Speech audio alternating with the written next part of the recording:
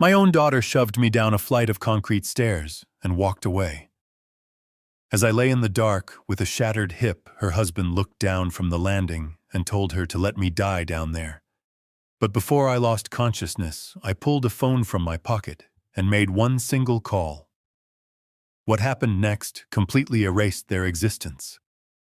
I am Richard Caldwell, 65 years old, and this is the story of how I destroyed the monsters I allowed into my home. Before I tell you exactly how I dismantled their lives, let me know where you are watching from in the comments below. Hit the like button and subscribe if you believe that blood does not give anyone the right to treat you like garbage. The argument started over a glossy piece of paper. I was standing at the top of the basement stairs, holding a laundry basket. Melissa stepped directly into my path and shoved a cheap, poorly printed brochure against my chest. The bold letters on the front read Oak Creek Care Center. I did not need to open it to know what it was. It was a state-funded low-income facility for the destitute. It was a place where forgotten people went to wait for the end. I looked at my 28-year-old daughter. She was wearing the diamond tennis bracelet I bought her for her college graduation. She crossed her arms and stared at me with eyes completely devoid of warmth. She told me it was time to be realistic. She said I was getting too old to manage the house and that my slight limp from a previous knee surgery was a liability. She demanded I sign the deed of my 4-bedroom home over to her and her husband Todd. They needed the equity to expand their lifestyle. I reminded her that I owned this house outright. I reminded her that I allowed them to move in rent-free 2 years ago so Todd could focus on his failing tech startup. I had given them the master bedroom. I had retreated to the guest room. I paid the property taxes. I paid for the groceries. I paid the utility bills. I asked her how she could possibly stand in my hallway and tell me I was the one who needed to leave. Todd stepped out of the kitchen. He was holding a cup of coffee I had brewed. He looked at me with a smirk that made my blood run cold. He told me I had until the end of the week to sign the transfer papers, or he would pack my belongings in garbage bags and leave them on the front lawn. He said I was legally a tenant and he would change the locks while I was out. I felt a surge of absolute disgust. I realized I was not talking to family. I was negotiating with parasites. I dropped the laundry basket. I told them both to pack their bags immediately. I told them the free ride was over, and they had until midnight to vacate my property. I reached past Melissa to grab the landline phone on the hallway table. I was going to call the police to have them escorted out. Melissa panicked. Her face twisted into an ugly mask of rage. She did not just block my hand. She placed both of her palms squarely on my chest and shoved me with all her strength. My heel caught the edge of the top step. Gravity took over instantly. I fell backward into the dark stairwell. My shoulders hit the sharp wooden edge of the 3rd step. I tumbled out of control. I felt my ribs crack as I slammed against the railing. I hit the solid concrete floor at the bottom of the stairs with a sickening impact. The pain was instantaneous and blinding. A sharp, burning agony exploded through my right hip. I heard the bone shatter. The breath was completely knocked out of my lungs. I lay on the freezing concrete, staring up at the square of light at the top of the stairs. I could not move. Every attempt to shift my weight sent shockwaves of nausea through my nervous system. I tasted blood in my mouth where I had bitten my tongue. Through the ringing in my ears, I heard footsteps approach the edge of the landing. I forced my eyes open. Melissa and Todd were looking down at me. Melissa had her hand over her mouth. She looked scared, but not because I was hurt. She looked scared because of what she had done. Todd did not look scared at all. He looked annoyed. I tried to ask for help. My voice was just a ragged wheeze. Todd placed his hand on the doorknob. He looked down at me in the dark and delivered a sentence I will remember until the day I die. He said maybe now he will get the message, let him die down there. He pulled the door shut. The basement was plunged into absolute blackness. I heard the deadbolt slide into place with a heavy click. A moment later, I heard the muffled sound of their car engine starting in the driveway. They were leaving for their weekend anniversary trip. They were going to a luxury resort in Napa Valley, a trip I had paid for as a gift 3 months ago. They were leaving me in the dark with a shattered hip, fully expecting me to bleed out or die of dehydration before they returned on Sunday. The silence of the basement was heavy and oppressive. The physical pain was excruciating, but the emotional pain was a different kind of agony. I lay on the cold concrete and let the reality of the situation wash over me. I did not scream for help. There was no one to hear me. The thick walls of my house absorbed all sound.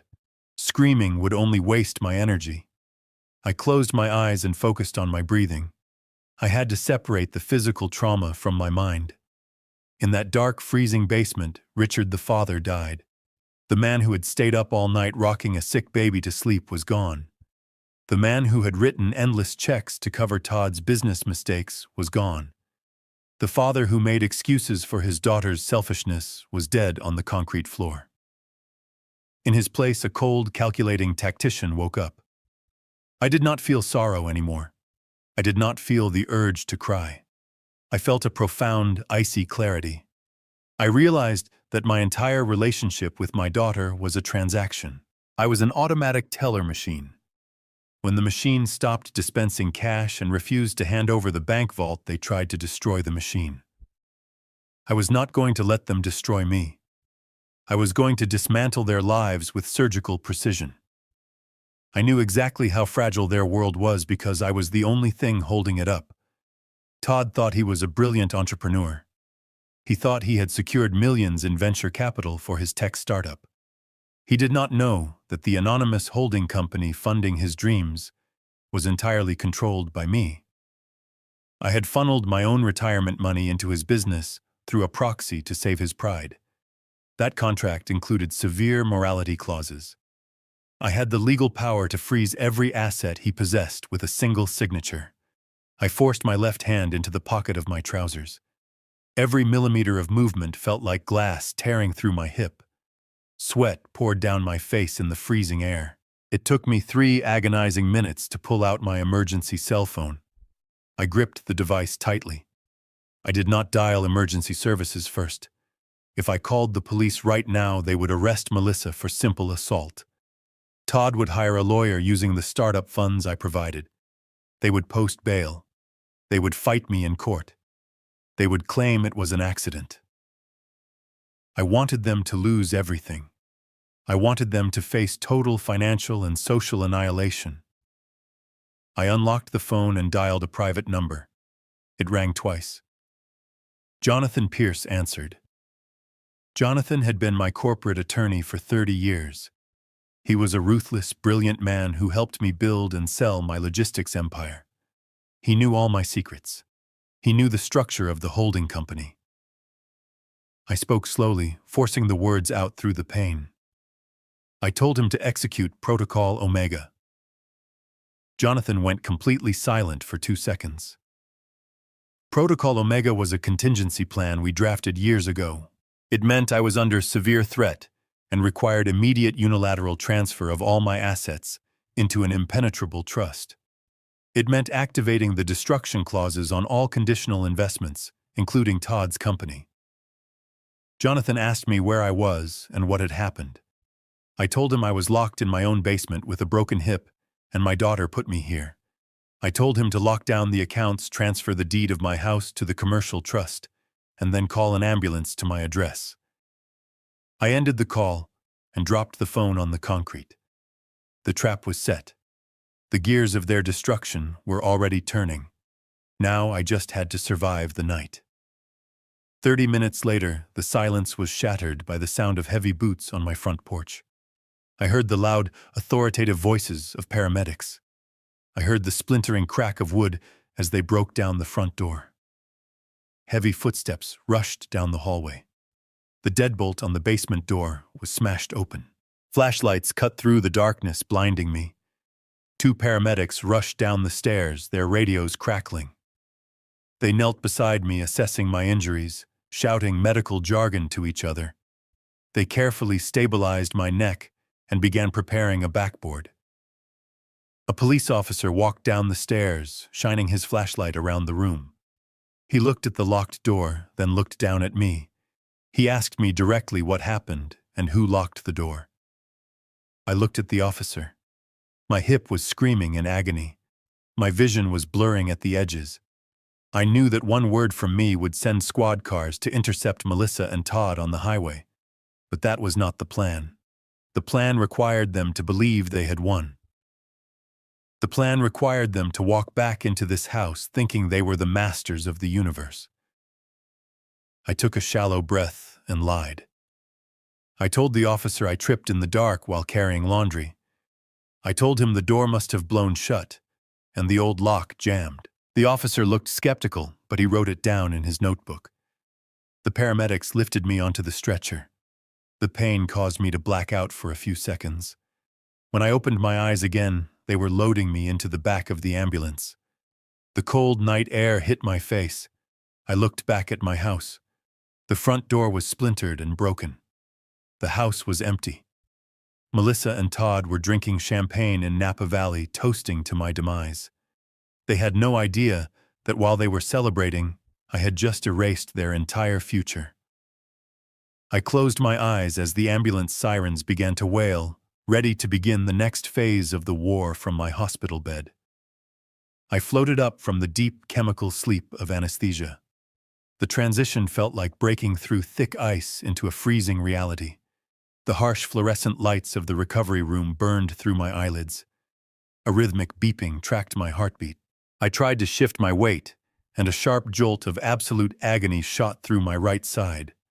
My hip was heavily bandaged and throbbing with a dull heat.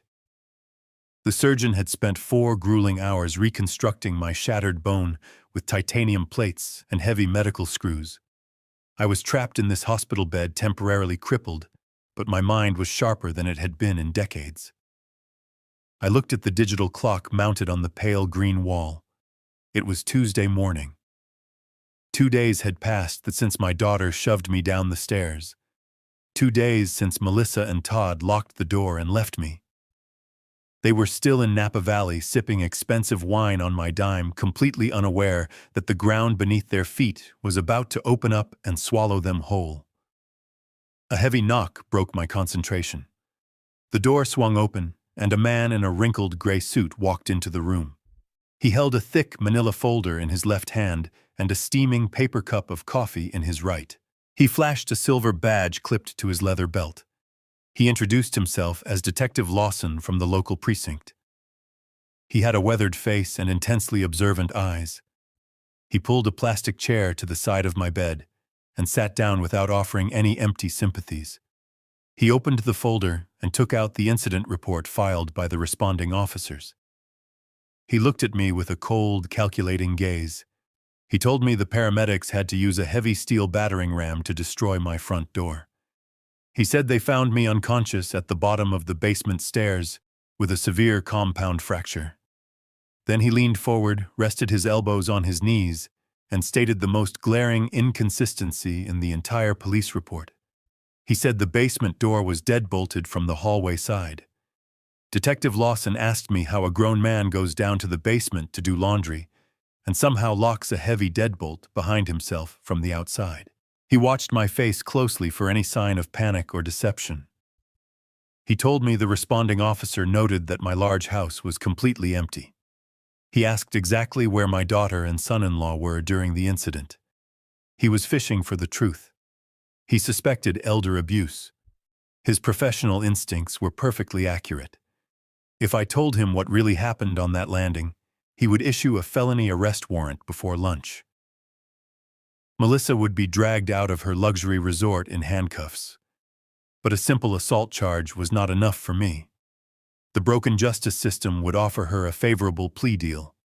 Todd would use the tech startup money I secretly provided to hire a brilliant defense attorney.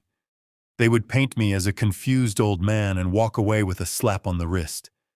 I needed them to feel completely invincible so they would walk straight into the financial guillotine I had meticulously prepared. I forced a look of deep embarrassment onto my face. I let my voice tremble slightly, adopting the pathetic persona of a frail senior citizen whose mind was slipping. I looked down at my pale hands resting on the blanket and let out a long, shaky sigh. I told Detective Lawson that I was simply becoming clumsy in my old age. I explained that the house was built decades ago and the basement door had a faulty, unpredictable latch. I said I had left the door propped open to carry my laundry basket, but a strong draft from an open window must have slammed it shut. I claimed the violent impact caused the heavy deadbolt to slide into place, effectively locking me inside the stairwell. I told him I panicked in the dark, tripped over my own feet, and tumbled down the steep wooden steps. It was a humiliating story. It painted me as incompetent and dangerously helpless. It tasted like bitter ash in my mouth to say the words out loud, but I delivered the performance flawlessly. Detective Lawson did not look convinced at all. He tapped his metal pen against the edge of the manila folder in a slow, steady rhythm. He told me that forensic evidence showed the deadbolt was fully and firmly engaged, which almost always requires manual human force. He asked me one last time if anyone else was in the house with me that afternoon. He offered me a lifeline, promising to arrange police protection if I was afraid of my family members. I looked him directly in the eyes and slowly shook my head. I told him Melissa and Todd had left for an anniversary trip hours before I decided to do the chores. I insisted it was my own stupid mistake and specifically asked him not to bother my daughter while she was on her vacation. The detective stared at me for a long, silent moment. He realized I was absolutely not going to give him the statement he needed to pursue a criminal investigation. Without a cooperating victim, his hands were legally tied. He closed the folder with a sharp, frustrated snap. He stood up, pulled a crisp white business card from his jacket pocket, and placed it on the tray table next to my bed. He told me to call his direct line the moment my memory of the event suddenly improved. He turned and walked out of the room, leaving me alone with the rhythmic beeping of the heart monitor. I picked up his card and tucked it safely under my pillow. The false baseline was officially set. The police investigation was successfully neutralized for now. Melissa and Todd would return home on Sunday, believing they had gotten away with attempted murder. They would think I was too weak and too terrified to speak the truth. Their monumental arrogance would be their absolute undoing. My attorney was already executing the massive asset transfers and locking down the trusts. The trap was fully armed and hidden in the shadows. Now I just had to wait patiently for the rats to come back to the house. The door clicked shut, leaving me completely alone in the sterile silence of the hospital room.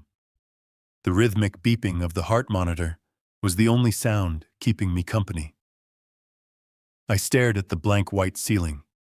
The narcotic painkillers were trying to pull my brain back into a chemical fog, but I refused to let my mind dull. I needed to stay incredibly sharp. Every throb of pain radiating from my surgically repaired hip was a stark reminder of the mission. I was not just a victim recovering in a hospital bed. I was an architect finalizing a demolition.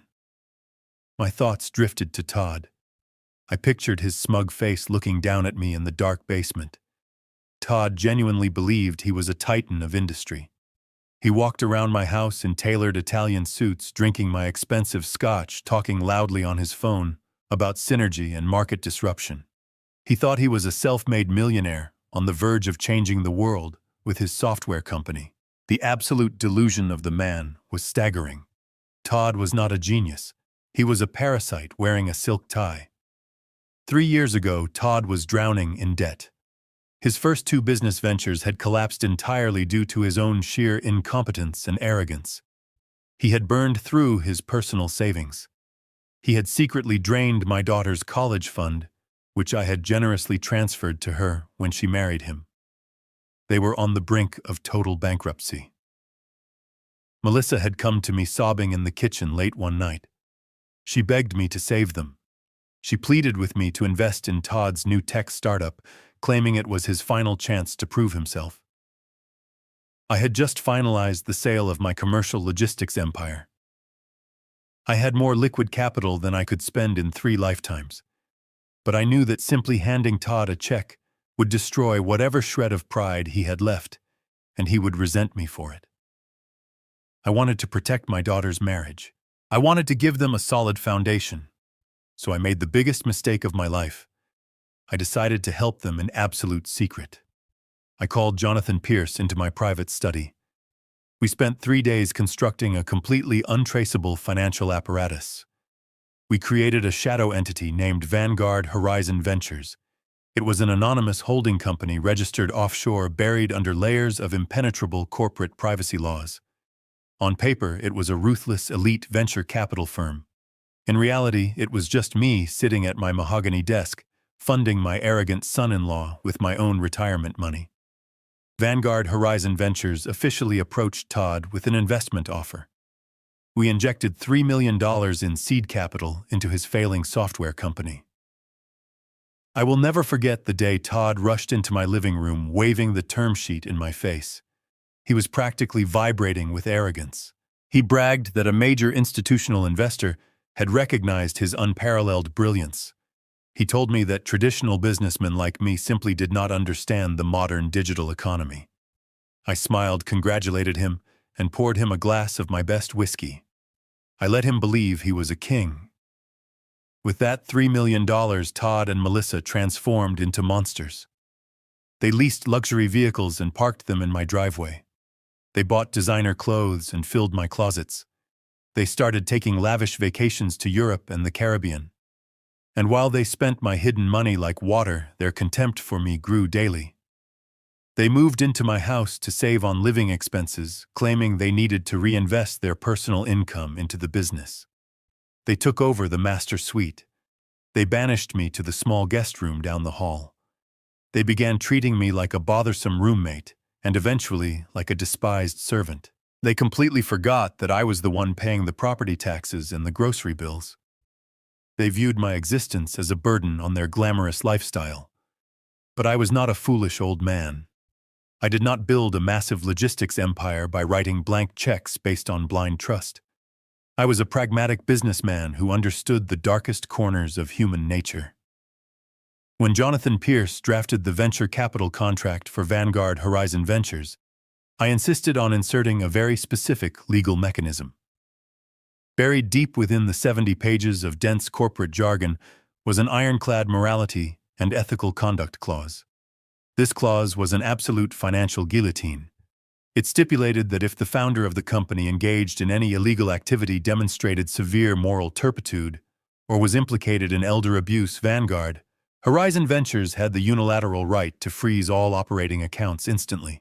Furthermore, the clause granted the holding company the immediate authority to seize all company assets, intellectual property, and personal collateral tied to the business. Todd never read the contract thoroughly. He was too blinded by the $3 million figure printed at the top of the page. He eagerly signed his own death warrant 3 years ago, completely unaware that his father-in-law held the pen.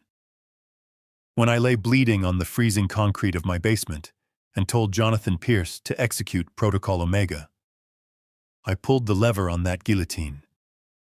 At this exact moment, while Todd was likely sitting by a resort pool in Napa Valley, a team of forensic accountants and aggressive corporate lawyers were locking down his entire existence.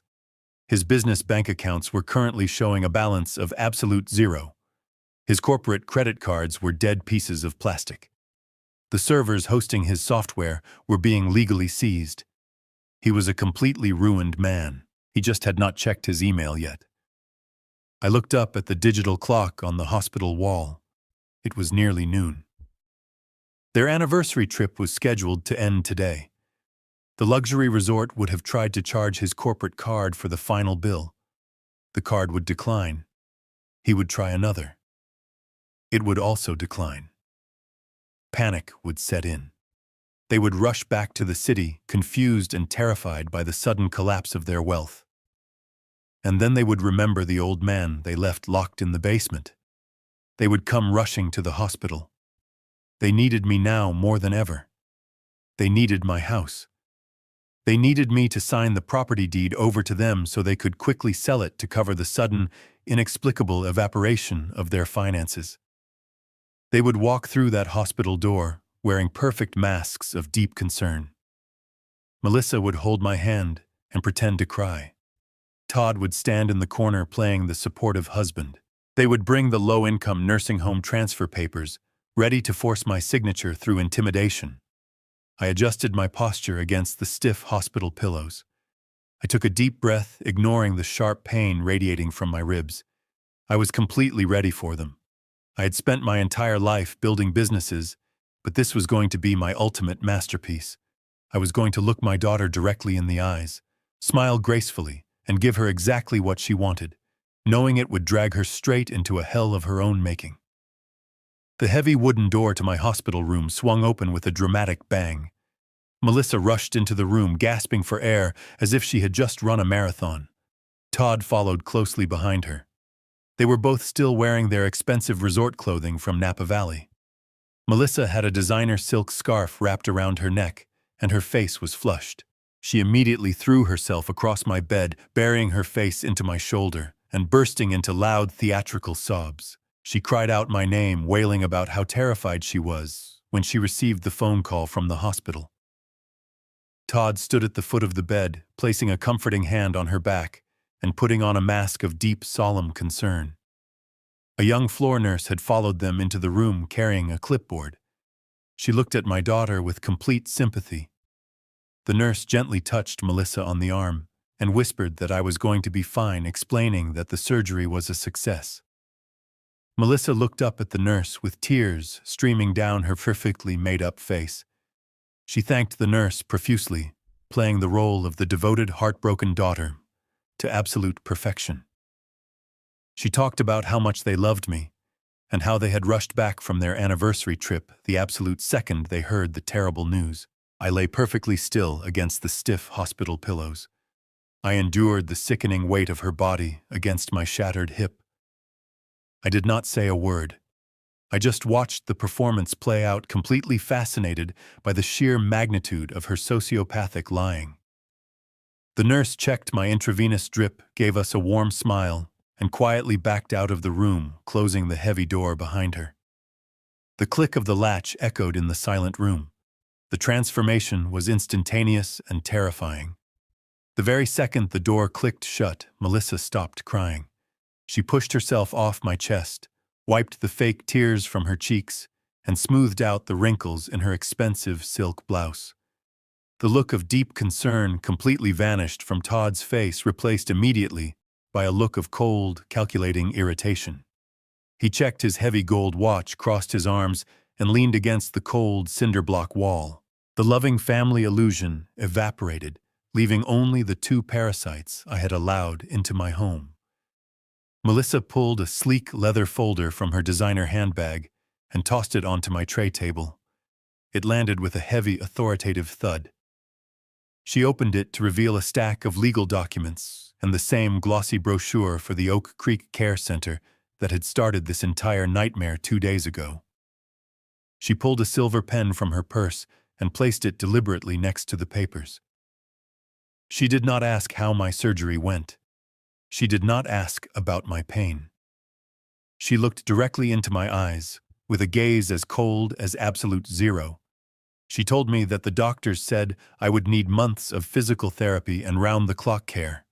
She stated that neither she nor Todd had the time or the inclination to be my nurses. She tapped her perfectly manicured fingernail against the top document. It was a voluntary transfer of medical and financial power of attorney paired with admission papers for the low-income state facility. It also included a quitclaim deed completely surrendering my 4-bedroom home to her. I looked at the papers and then looked back at her. I asked her what made her think I would ever sign away my life to the people who left me to die on a concrete floor. Todd let out a short, cruel laugh from the corner of the room. He walked over to the side of my bed and looked down at me with absolute contempt. He told me that I did not have a choice anymore. He said they had already spoken to the police downstairs. He smiled a wicked, triumphant smile and thanked me for lying to the detective. He told me that my story about tripping in the dark and locking myself in the basement was the greatest gift I could have ever given them. Melissa leaned in incredibly close to my face. I could smell the expensive wine on her breath. Her voice dropped to a vicious serpentine whisper. She told me that if I did not sign these papers voluntarily right now, she was going to go straight to a judge. She said she would use my own police statement against me to prove that I was suffering from severe dementia and cognitive decline. She threatened to declare me legally incompetent and a danger to myself. She promised that if she had to take emergency conservatorship through the courts, she would not put me in the Oak Creek Care Center. She promised she would find the absolute worst, most underfunded psychiatric ward in the entire state and lock me away in a room with padded walls where no one would ever hear from me again. She picked up the silver pen and pressed it into my right hand. She curled my fingers around the cold metal. She told me to stop being stubborn and accept my new reality.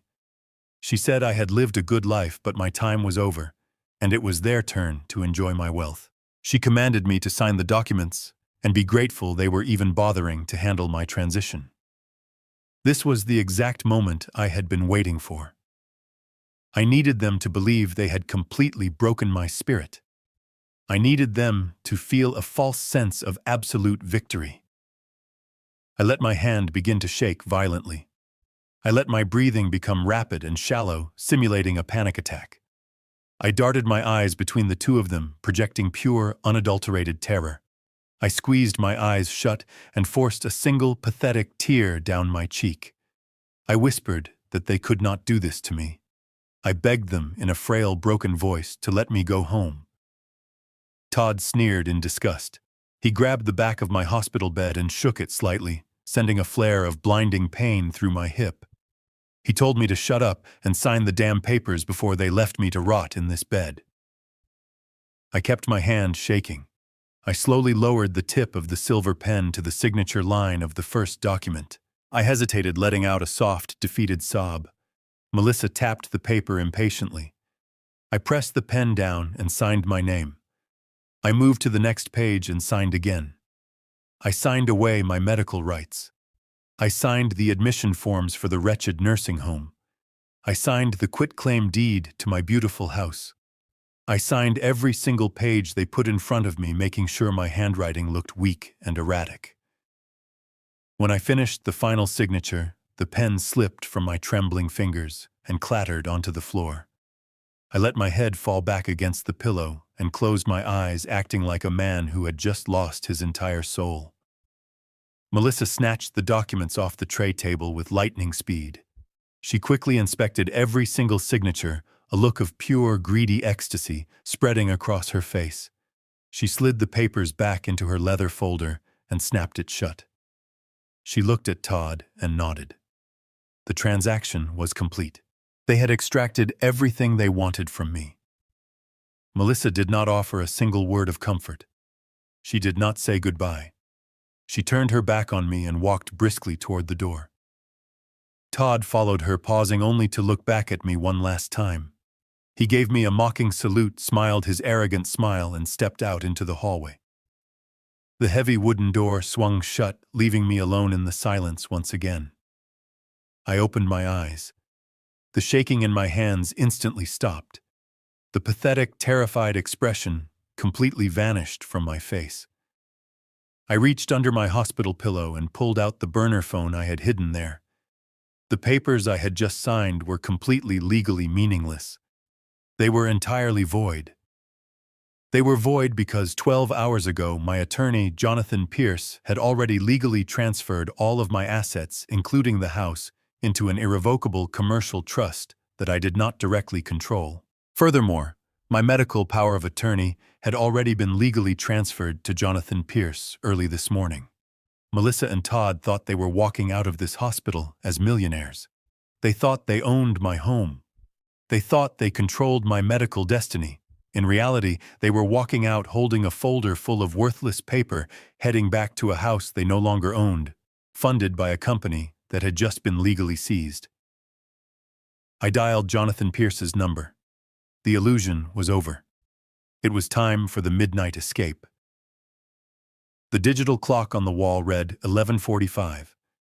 The hospital ward was completely silent, except for the low hum of the ventilation system and the occasional squeak of a nurse walking down the hallway. In exactly 8 hours, a transport van from the Oak Creek Care Center would arrive to take me away. Melissa had scheduled it for 8 in the morning, wanting to dispose of me before she and Todd even woke up to enjoy their stolen house. They believed I was trapped. They believed my spirit was broken, and my assets were theirs.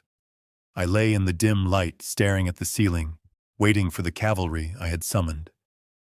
At exactly midnight, the heavy door to my room opened with a soft click.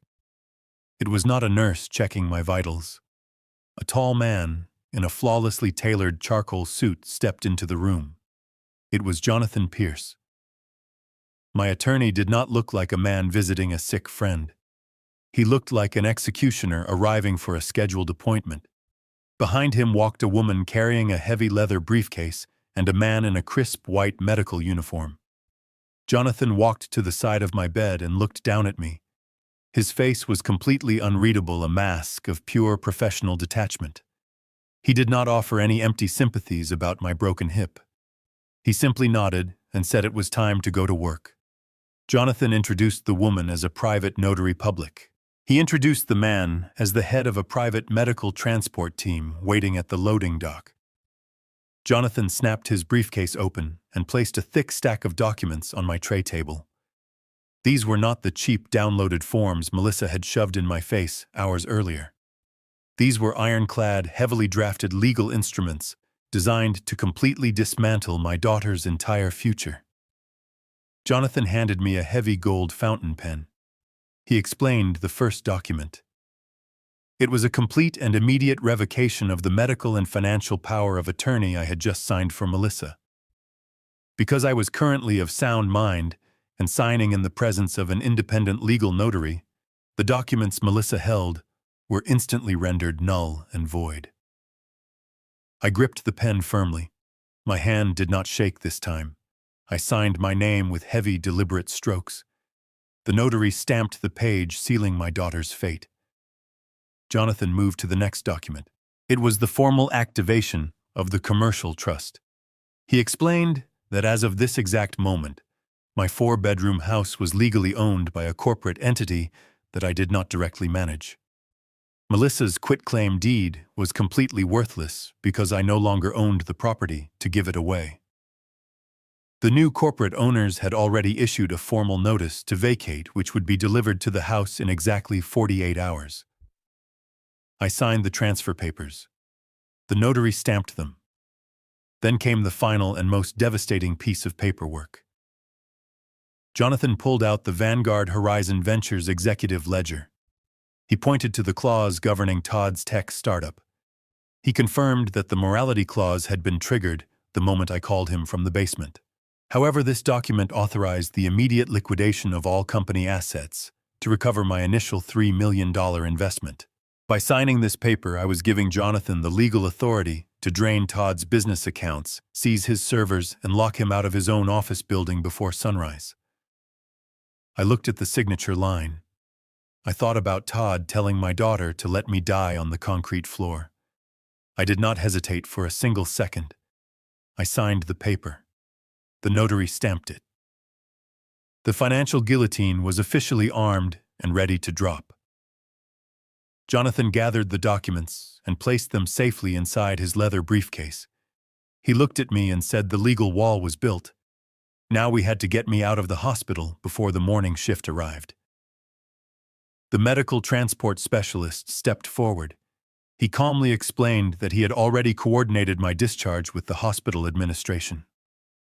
Because I was legally sound and under the care of a private physician hired by Jonathan, the hospital had no authority to hold me.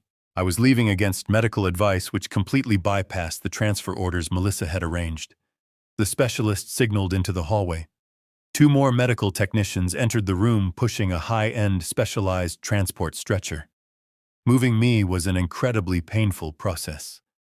Despite their careful hands and synchronized movements, the shift from the hospital bed to the stretcher sent waves of hot agony shooting through my newly reconstructed hip. I clenched my jaw and stared at the ceiling, refusing to make a sound. I had survived 2 days on a freezing concrete floor. I could survive a 5-minute transfer.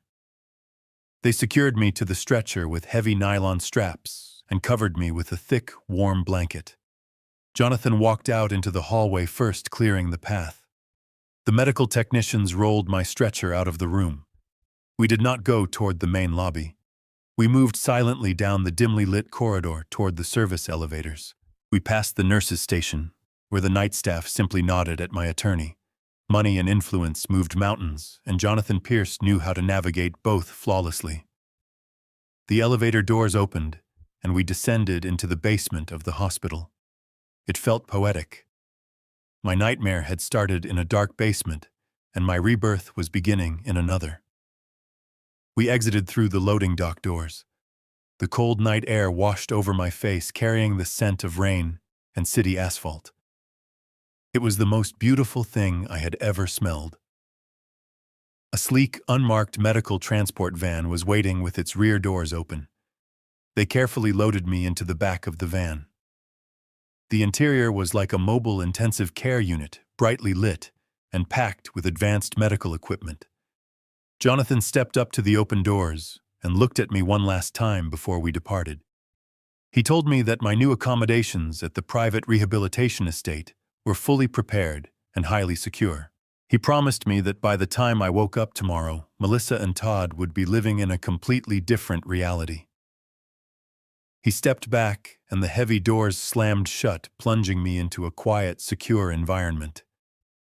The van engine started with a low rumble. We pulled out of the hospital loading dock and merged onto the empty city streets. I looked out the small tinted window as we drove away from the building. In just a few hours, the sun would rise. Melissa would wake up in my house completely oblivious to the fact that she was a trespasser. She would wait for the nursing home transport to call her, eager to hear that I had been locked away. Instead, she was going to face a completely empty hospital bed and a voided legal contract. And Todd would try to buy his morning coffee only to discover that his credit cards were dead plastic and his entire company had been seized by an invisible hand. I closed my eyes and let the gentle rocking of the van lull me to sleep. The pain in my hip was still there, but the crushing weight of betrayal was completely gone. I was no longer a victim waiting for the end. I was a ghost vanishing into the night, leaving behind a perfectly constructed trap for the monsters who thought they had buried me. I woke up to the sound of birds singing outside a massive bay window. The morning sunlight poured across my bed, illuminating a room that looked more like a luxury hotel suite than a medical facility. I was no longer in the sterile environment of the public hospital. I was at the crest of a private, highly secure rehabilitation estate nestled deep in the wooded hills. The grounds were patrolled by private security. The gates required a biometric scan to open. No one could find me here. I was completely unreachable to the people who wanted me dead. My physical therapist was a former military medic named David. He arrived at 8 in the morning sharp, carrying a custom walker and a look of absolute determination. The next 2 hours were an exercise in pure agony. David forced me out of the comfortable bed. He made me put weight on my reconstructed hip. Every single step sent shockwaves of fire up my spine. Sweat poured down my face. My muscles screamed in protest, but I did not complain. I embraced the pain. The physical torment was a necessary fire burning away the weak father I used to be. Every grueling step across that hardwood floor was a step toward my complete restoration. I focused my mind entirely on the image of Todd, standing at the top of my basement stairs. By the time David allowed me to sit in the heavy leather recliner by the window, I was physically exhausted, but mentally sharper than a razor. At exactly noon, the heavy mahogany door to my suite opened. Jonathan Pierce walked in carrying his signature leather briefcase and a secure tablet. He transformed my recovery room into a corporate command center. He pulled a chair up to my recliner and opened his briefcase. The peaceful view of the manicured gardens outside was a stark contrast to the absolute financial slaughter we were orchestrating inside. Jonathan handed me a cup of black coffee and placed a thick stack of finalized legal documents on the small table beside me. Jonathan briefed me on the morning activities. He told me the commercial trust had officially absorbed the deed to my house. The state registry was fully updated. Melissa and Todd were now legally occupying a property owned by a faceless corporate entity. Jonathan smiled a cold, professional smile. He informed me that he had just dispatched the official 72-hour eviction notice via a private process server. The clock was officially ticking on their fraudulent domestic bliss. I set my coffee cup down and picked up the heavy gold pen. Jonathan placed the first document in front of me. It was the formal asset seizure authorization for Vanguard Horizon Ventures. Jonathan explained that the forensic accounting team had spent the entire night mapping Todd's corporate infrastructure. They had identified his primary operating accounts, his payroll reserves, and his offshore tax shelters. I stared at the signature line. This single stroke of ink would instantly freeze $3 million. It would trigger automatic clawback protocols legally draining every single cent Todd possessed to repay the breached investment contract. I pressed the pen to the paper and signed my name with absolute precision. Jonathan slid the next document over. It was a formal directive to the bank holding Todd's business credit cards. Because the holding company legally guaranteed those lines of credit, activating the morality clause allowed me to instantly sever that guarantee. I signed the directive. In that exact moment, the plastic cards resting in Todd's expensive leather wallet turned into completely worthless garbage. The third document was a legal injunction against the servers hosting Todd's tech startup. Jonathan explained that because my holding company owned the intellectual property as collateral, we had the legal right to lock the entire system down pending a full audit. I signed the injunction. Thousands of lines of code and years of Todd's supposed brilliant work were instantly locked behind an impenetrable digital firewall. He was entirely locked out of his own creation. I handed the pen back to Jonathan. The physical pain in my hip was a dull throb completely overshadowed by the immense satisfaction of total control. I asked Jonathan what the timeline looked like. He checked his tablet and told me the bank freezes were already propagating through the financial network. The credit card cancellations would take effect in less than an hour. The server lockouts were happening as we spoke. I leaned back in the leather recliner and looked out the window. Melissa and Todd had returned from their luxurious anniversary trip, expecting to find me terrified and compliant. They had spent the last 3 days living in my house, sleeping in my bed, and drinking my wine, completely oblivious to the invisible net closing around them. They thought they had won the war by shoving an old man down the stairs. They did not realize the old man owned the stairs, the house, and the very ground they walked on. Jonathan packed his briefcase and stood up to leave. He told me the process server would deliver the eviction notice to the house tomorrow morning. He advised me to rest and focus on my physical therapy, promising to monitor the financial collapse from his office. I thanked him and watched him walk out the door. I was alone again, but I did not feel lonely. I felt a profound sense of purpose. I picked up my tablet and opened the live feed from the hidden security cameras I had installed around my property years ago. I settled in to watch my daughter and her husband face the absolute destruction of their entire reality. Melissa poured herself a double shot of espresso using the imported Italian machine sitting on my kitchen counter. She took a slow, deeply satisfying sip and looked out through the massive bay windows at the manicured backyard.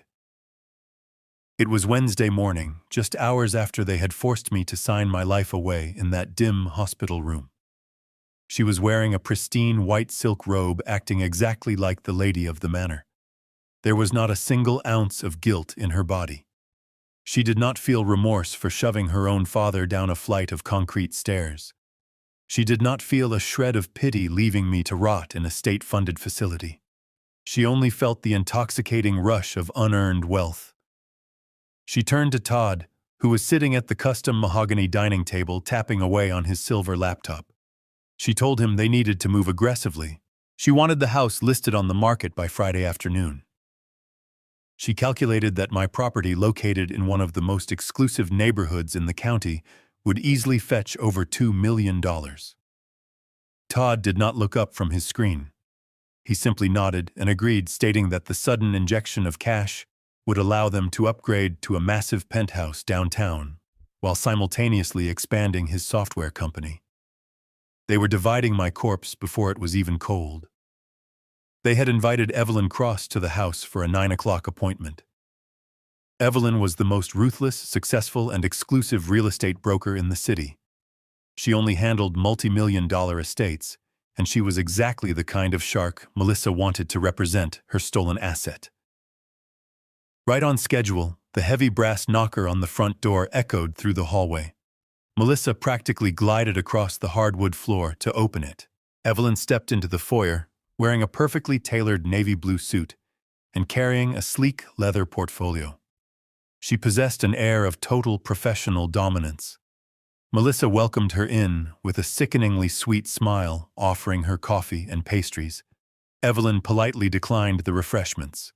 She stated that her schedule was incredibly tight and she preferred to get straight to business. Melissa eagerly led Evelyn on a grand tour of the property. She walked through my home, pointing out the architectural details, the vaulted ceilings, and the custom crown molding. But with every step, Melissa made sure to insult my legacy. She called the expensive Persian rugs tacky and outdated. She told Evelyn that the dark wood-paneled library smelled like an old man and needed to be completely gutted. She acted as if she had personally suffered through years of living in squalor and was finally ready to present a diamond in the rough to the market. Todd trailed behind them, occasionally chiming in to boast about the square footage, as if he had built the house with his own bare hands. Evelyn remained perfectly neutral. She took precise notes on her digital tablet, her eyes scanning the rooms, calculating the exact market value of every square inch. When the tour concluded, the three of them sat down at the large dining room table. Melissa folded her hands together and leaned forward, practically vibrating with greed. She asked Evelyn what the initial listing price should be and how quickly they could expect an all-cash offer. Evelyn did not answer immediately. She placed her tablet on the table and opened a specific application. She tapped the screen a few times, her manicured brow furrowing in slight confusion. The air in the room suddenly shifted. The confident, arrogant energy radiating from Melissa and Todd hid an invisible wall of professional hesitation. Evelyn looked up from her screen and adjusted her posture. She asked Melissa in a very calm and measured tone to clarify her exact legal relationship to the property. Melissa laughed a sharp, arrogant sound. She proudly declared that she was the sole legal owner. She explained that her elderly father had recently suffered a terrible accident, experienced a severe mental decline, and had voluntarily signed the entire estate over to her just last night. She spoke about my fictional dementia with a chilling lack of emotion. Evelyn did not smile. She turned the tablet around and pushed it across the polished mahogany table so Melissa and Todd could see the screen. Evelyn explained that her brokerage requires a preliminary title search and public registry check before taking on any new high-end listing, just to ensure there are no hidden liens or legal complications. She pointed a perfectly manicured finger at a highlighted section of the county database. Evelyn stated that according to the official state registry, which updated at midnight, the property did not belong to Richard Caldwell. Furthermore, it certainly did not belong to Melissa or Todd. The deed to the 4-bedroom estate had been legally and irrevocably transferred to Vanguard Horizon Commercial Trust 2 full days ago.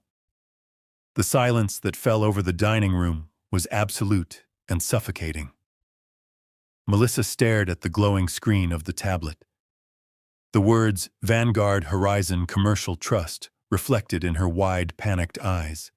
She blinked rapidly, her brain completely unable to process the information. Todd leaned over his jaw, dropping slightly, as he read the official county seal verifying the digital record. The color completely drained from his face. Melissa suddenly stood up her chair, scraping violently against the hardwood floor. Her voice cracked as she yelled that the database was wrong. She shouted that it was a clerical error, a stupid bureaucratic mistake. She practically sprinted to her designer handbag resting on the kitchen counter. She frantically dug through it and pulled out the leather folder containing the papers I had signed in the hospital. She rushed back to the table, pulled out the quitclaim deed, and slammed it down in front of Evelyn. She pointed at my shaky signature, screaming that she had the physical proof of ownership right there in black and white. Evelyn did not flinch. She was a professional who dealt with legal disputes constantly. She calmly picked up the hospital document and reviewed it for exactly 10 seconds. Then she placed it back on the table and delivered the most devastating sentence my daughter had ever heard. Evelyn explained that a quitclaim deed only transfers the interest a person holds in a property at the exact moment of signing. She looked Melissa directly in the eyes and stated that when Richard Caldwell signed that paper at the hospital last night, he did not own the house. He had already transferred the property to the commercial trust a day prior. Therefore, the hospital document was completely worthless. It was a legally void piece of paper transferring absolutely nothing. Todd grabbed the edge of the table. He started to hyperventilate. The realization hit him like a freight train. He recognized the name Vanguard Horizon. That was the exact same shadowy corporate entity that held the puppet strings to his entire software company. The invisible hand that funded his life was the same hand that now owned the roof over his head. Evelyn stood up, her expression entirely cold and detached. She slid her tablet into her leather portfolio and snapped it shut. She informed them that it is a severe federal offense to attempt to sell a property they do not legally own. She stated that her brokerage would have absolutely nothing to do with this fraudulent listing. She did not wait for them to show her out. She turned on her heel and walked swiftly out the front door, the heavy latch clicking shut behind her with an awful finality. Melissa collapsed back into her chair. Her hands were shaking uncontrollably. The illusion of her grand, wealthy future shattered into a million irreparable pieces. She looked across the table at Todd. His arrogant smirk was completely gone. He was staring blankly at the wall, his chest heaving with panic. They were not millionaires preparing to buy a penthouse. They were trespassers sitting in a house owned by a hostile corporation. And they were about to discover that the loss of the house was only the first wave of the tsunami. I watched the live security feed on my tablet as the front door of my house slammed shut. Evelyn, the real estate broker, was gone, leaving my daughter and her husband in a state of absolute shock. Through the hidden camera in the living room, I watched Todd pace back and forth like a trapped animal. The arrogant smirk he usually wore was completely wiped from his face. He ran his hands through his hair and started shouting at Melissa. He told her that Vanguard Horizon Commercial Trust was nothing but a shell company trying to steal their asset. He believed the world still bowed to him. He grabbed his car keys off the kitchen counter. He told his wife he was driving downtown to his office. He promised her he was going to wire a massive financial retainer to the most ruthless litigation firm in the city. He thought he was going to hire an army of corporate lawyers to crush the trust and take my house back by force. He marched out the door fully believing that his tech startup money made him invincible. Todd drove his expensive leased sports car to the downtown business district. I knew exactly what his office looked like because my hidden money had paid for every single square inch of it. He leased the top floor of a premium high-rise. He had decorated it with imported Italian marble floors, floor-to-ceiling glass walls, and ridiculously expensive ergonomic furniture. He wanted to project the image of a visionary tech billionaire. He stormed out of the private elevator and walked past his receptionist without even acknowledging her existence. He was a tyrant who treated his employees with the same condescending contempt he had shown me in the basement. He locked the heavy glass door to his corner office, threw his jacket onto the leather sofa, and opened his sleek silver laptop. He immediately picked up his desk phone and called a high-powered defense attorney he had met at a country club. He promised the lawyer a $100,000 wire transfer by the end of the hour to initiate an aggressive lawsuit against the trust. He put the lawyer on speakerphone and confidently typed the web address for his executive corporate banking portal. He navigated to the primary operating account of his software company. This was the massive vault that held the remaining balance of the $3 million I had secretly invested to save his pathetic life 3 years ago. Todd rapidly typed in his complex authorization credentials and hit enter, fully expecting to see a screen filled with commas and zeros. The web page loaded for 3 agonizing seconds. Then the screen did not display his balance. A bright, glaring red banner flashed completely across the top of his expensive monitor. The text read, "Error code 704. Account frozen. Status restricted. Available balance $0.00." Todd stopped breathing. He stared at the screen, his brain entirely unable to process the visual information. He quickly refreshed the web page. He typed his secure password a second time, hitting the keys so hard they clattered loudly in the quiet office. The exact same red banner appeared. A cold sweat broke out across his forehead. He navigated to the secondary payroll account used to pay his engineers. It was completely locked. The balance was 0. He checked his offshore tax shelter. Access denied. Every single digital vault associated with his name had been instantly and violently emptied. He hung up the phone on the high-powered lawyer without saying a single word. His hands began to shake uncontrollably. He grabbed his cell phone and dialed his elite platinum business banker. He aggressively bypassed the automated menu system and demanded to speak to the regional corporate manager immediately. The regional manager answered the phone. The man's tone was not the usual groveling, eager submission Todd was accustomed to hearing. The manager's voice was ice-cold, purely administrative, and utterly devoid of respect. Todd practically screamed into the receiver. He demanded to know why a ridiculous system glitch was holding up his critical business capital. He threatened to sue the bank and move his millions to a competitor by the end of the day. The bank manager paused for a long moment, allowing Todd to completely exhaust his arrogant tirade. Then the manager delivered the absolute killing blow. He informed Todd that there was no system glitch. He stated clearly that Vanguard Horizon Ventures, the primary guarantor and sole investor of the startup, had executed an emergency unilateral asset seizure at exactly 8 o'clock this morning. Todd felt his throat close up. His voice cracked as he desperately argued that they could not legally do that without a formal board of directors vote. He shouted that he was the chief executive officer and he demanded the freeze be lifted immediately. The bank manager calmly explained that a board vote was absolutely not required when a level 4 breach of contract protocol was triggered. Todd gripped the edge of his mahogany desk. He demanded to know what the supposed breach of contract was. The manager audibly shuffled some papers on his end of the line. He read directly from the legal injunction filed earlier that morning by my attorney, Jonathan Pierce. He stated that Vanguard Horizon Ventures was exercising its absolute rights under Section 4, Paragraph 12 of the Founder Agreement, specifically the Morality and Ethical Conduct Clause. The manager cleared his throat and read the exact legal justification out loud. He stated that the holding company was executing an immediate freeze of all operating capital pending an active police investigation into felony elder abuse, aggravated assault, and gross moral turpitude. The words hung in the air of Todd's expensive corner office like a death sentence. Elder abuse, aggravated assault.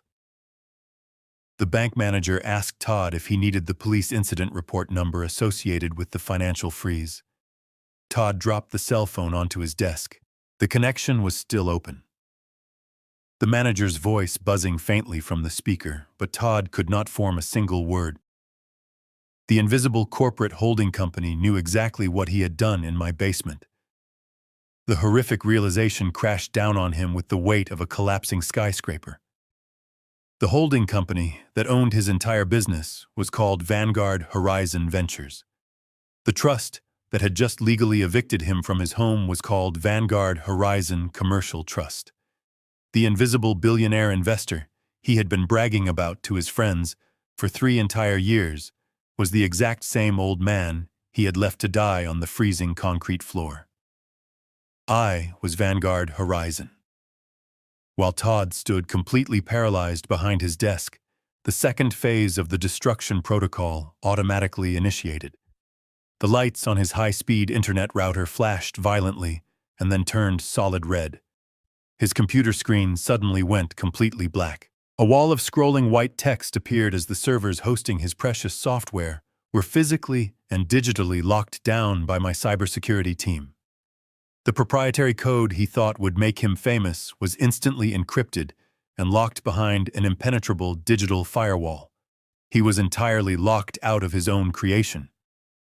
He rushed to his office door and threw it open. The open floor plan of his startup was descending into total chaos. His lead software developers were standing up from their desks, staring in confusion at dead monitors. The receptionist was arguing loudly with three large men in dark charcoal suits who had just stepped out of the elevators. They were corporate auditors accompanied by private security contractors hired directly by Jonathan Pierce. The lead auditor walked straight across the room, ignoring the panicked employees. He walked directly up to Todd. He handed him a thick legal binder and demanded that he surrender his building access card immediately. Todd tried to puff out his chest. He tried to assert his authority and ordered the men to leave his property. The largest security contractor simply stepped forward, placed a heavy hand on Todd's shoulder, and informed him that he was currently trespassing on Vanguard Horizon property. Todd was frog-marched out of his own office. He was paraded past his bewildered employees who watched their arrogant boss get escorted away like a common criminal. He was not allowed to grab his expensive coat. He was not allowed to take his silver laptop or his car keys from his desk. He was shoved into the public elevator and sent down to the street level with absolutely nothing but the clothes on his back. Back in my secure recovery suite, my cell phone vibrated on the table. It was a secure text message from Jonathan Pierce.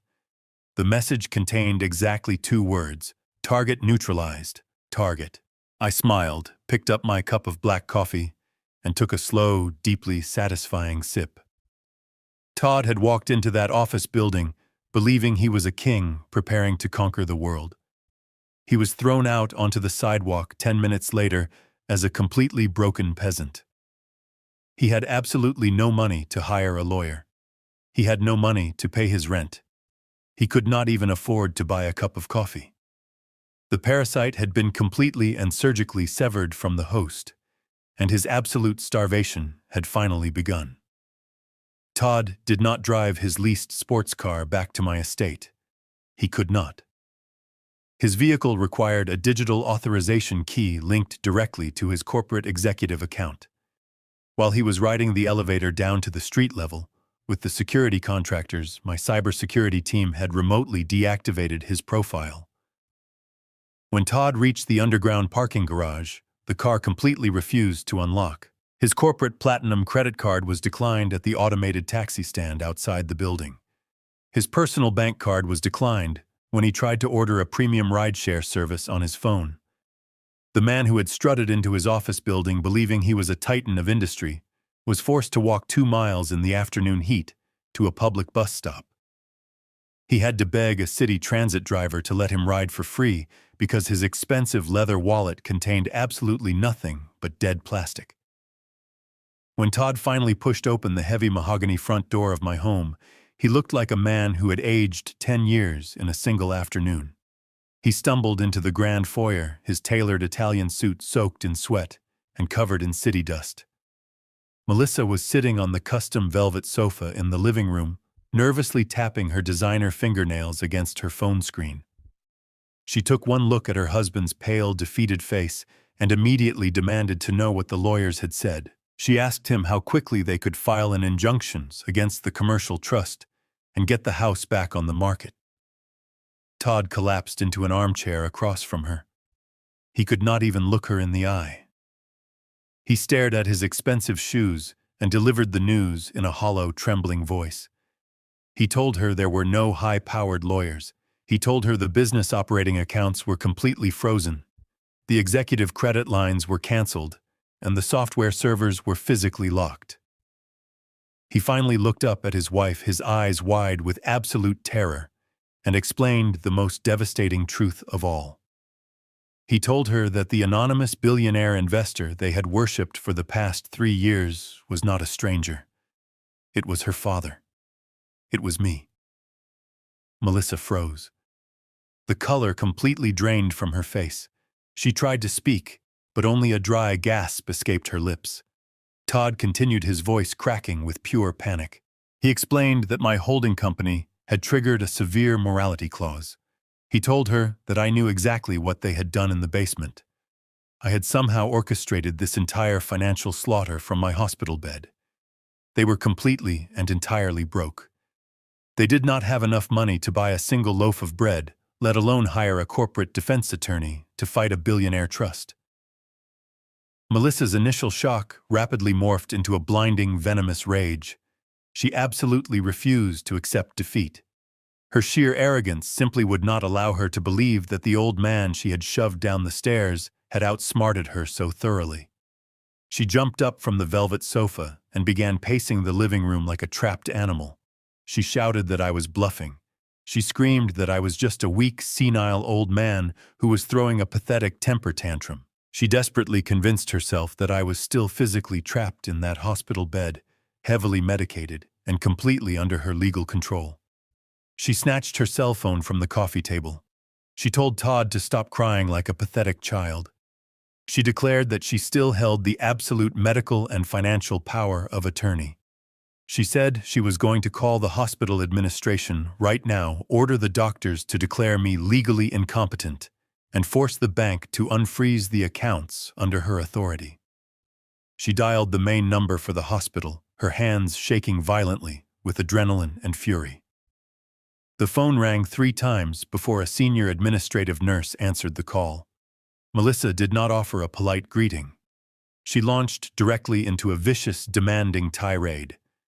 She aggressively identified herself as the legal guardian and sole power of attorney for Richard Caldwell. She demanded to be transferred to my recovery room immediately. She shouted that she needed to speak to the attending physician right this second to authorize a forced psychiatric evaluation. The nurse on the other end of the line remained perfectly calm, completely immune to Melissa's hysterical demands. The nurse asked Melissa to hold for a moment while she accessed the digital patient records. The silence on the line stretched for 30 agonizing seconds. Melissa tapped her foot impatiently, glaring at Todd, silently promising him that her aggressive tactics were about to fix his massive failure. The nurse returned to the line. Her voice was ice-cold and entirely professional. She informed Melissa that Richard Caldwell was no longer a registered patient at their medical facility. Melissa stopped tapping her foot. She gripped the phone tighter, her knuckles turning white. She demanded to know what the nurse meant by that statement. She asked if I had been transferred to the low-income state nursing home ahead of schedule. She aggressively demanded the address of the new facility immediately. The nurse corrected her with absolute bureaucratic precision. She stated that Richard Caldwell was not transferred to any state facility. She explained that at exactly midnight, I had been formally discharged against medical advice. I had walked out of the hospital, or rather rolled out in a private medical transport, accompanied by my own personal legal counsel. Melissa completely lost her temper. She screamed into the phone that the hospital had committed a massive illegal act. She shouted that she held the medical power of attorney and the staff had absolutely no right to release a severely injured, mentally incompetent patient without her direct written consent. She threatened to sue the hospital, the nurses, and the entire medical board for criminal negligence and malpractice. The nurse did not flinch at the threats. She simply read directly from the legal notes attached to my newly updated file. She informed Melissa that a private notary and a senior corporate attorney had visited my room at midnight. She stated clearly that I had executed a legally binding, fully notarized revocation of all previous power of attorney documents. She told Melissa that the papers she currently held were completely void and legally worthless. Furthermore, the nurse explained that my new legal representative, Jonathan Pierce, had placed a strict privacy block on my entire medical file. The hospital was legally forbidden from disclosing my current location, my medical status, or any further information to anyone, specifically including my daughter. Before Melissa could scream another threat, the nurse politely wished her a good day and disconnected the call. The line went completely dead. Melissa slowly lowered the phone from her ear. Her hand was trembling so violently she dropped the device onto the hardwood floor. It landed with a sharp crack, but she did not even look down. The absolute reality of her situation finally shattered her delusions of grandeur. I was not trapped. I was not heavily medicated. I was entirely gone. I had vanished into thin air, leaving her standing in my living room, holding a folder full of worthless paper. She looked at Todd. The massive house suddenly felt incredibly silent and cold. They were completely isolated. They had no money. They had no business. They had absolutely no legal authority over me. And worst of all, they had no idea where I was or what I was going to do next. The invisible net had pulled completely tight around them. Panic set in, pure and unadulterated. Todd stood up from the armchair, his breathing shallow and rapid. He pointed out the massive bay windows toward the front driveway. He reminded her of the eviction notice the real estate broker had mentioned. He said the commercial trust would soon send armed police officers to drag them out of the house. He suggested they pack their bags and run before things got worse. But Melissa's greed was a fatal, incurable disease. Even in the face of total annihilation, she refused to let go of the wealth she believed she inherently deserved.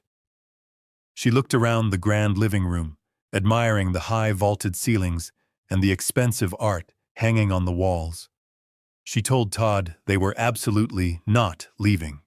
She reasoned that corporate eviction processes take an immense amount of time. She claimed it would take months for a trust to navigate the housing courts to legally remove them from a residential property.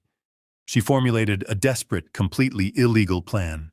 She decided they were going to squat in my $2 million estate.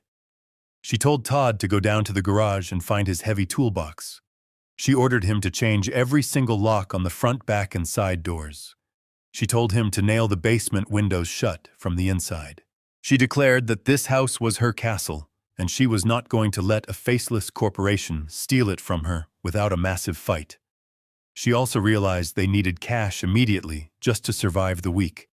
Their credit cards were useless, and they had exactly $0 in their bank accounts.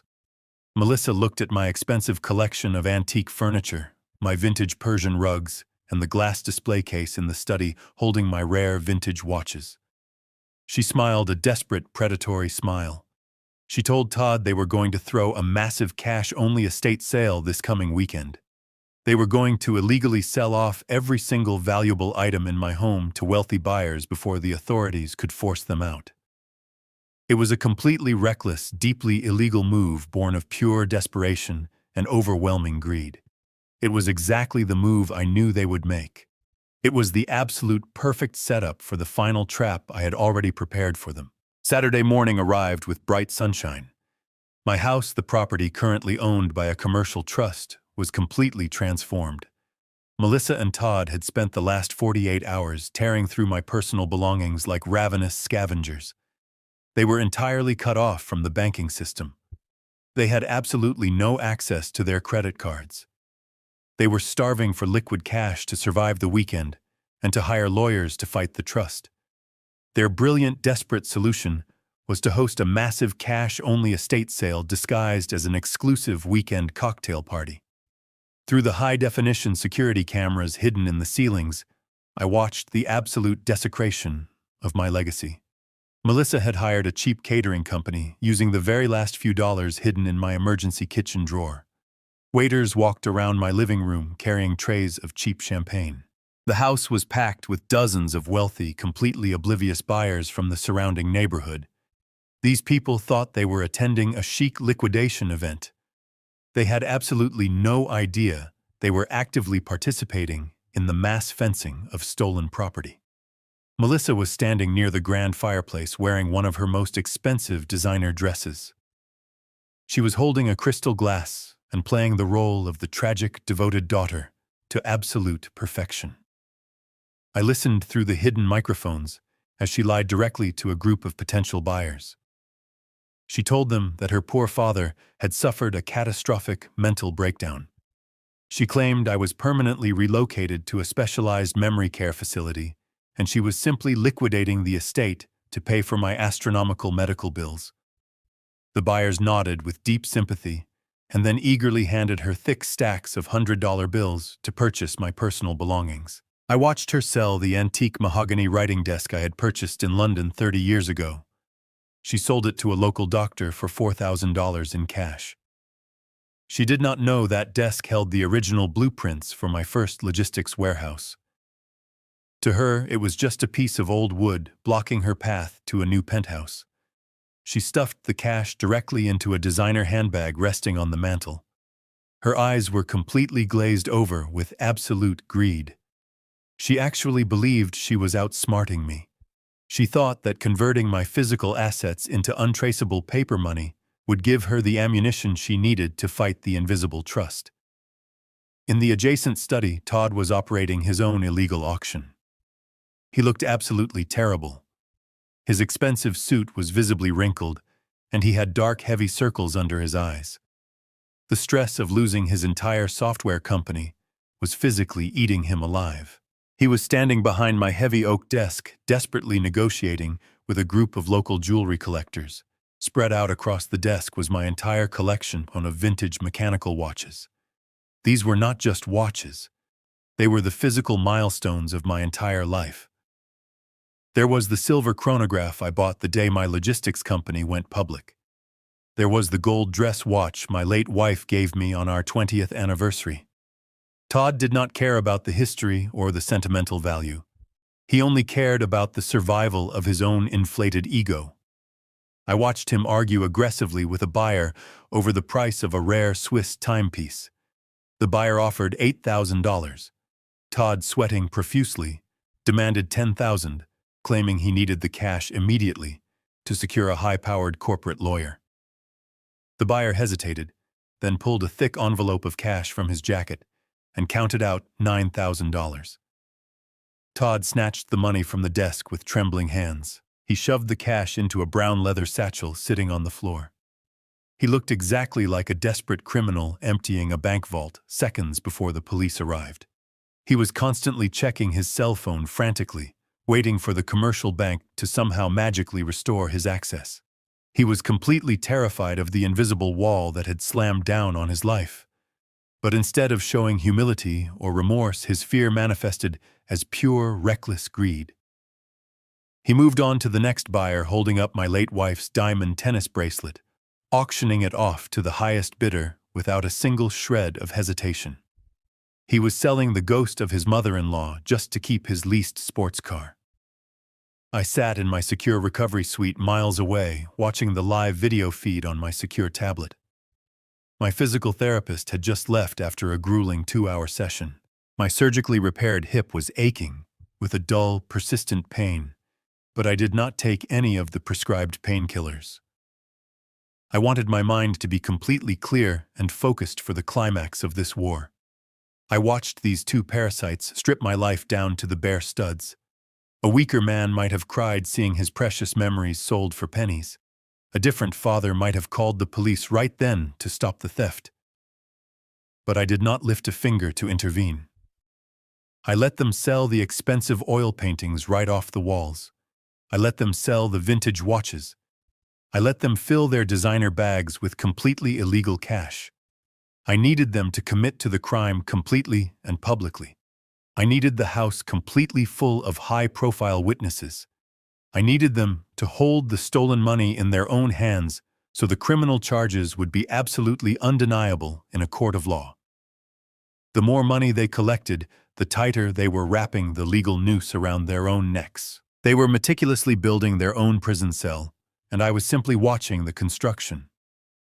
The digital clock on my tablet read 2 in the afternoon. The estate sale was reaching its absolute peak.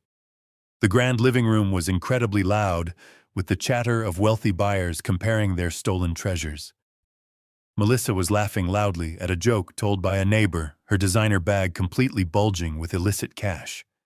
She took a sip of champagne, feeling entirely victorious. In the study, Todd was zipping up his heavy leather satchel.